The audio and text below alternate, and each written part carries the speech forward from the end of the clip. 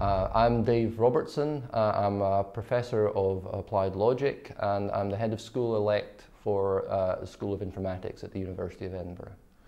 So my research is related to the internet and to building large-scale systems on the internet. So the sort of systems that I'm interested in are the ones that are composed of lots and lots of little processors, so things that are on phones or in computers, wherever you like, and they're operating peer-to-peer. So that's a bit like if people know Skype, the peer-to-peer phone system. It operates very well because it distributes across lots and lots of peers on the network. It would be great if systems that work the same way that Skype does could do other more interesting things for you. I come from Shetland, so far north of the UK, stuck on a remote island.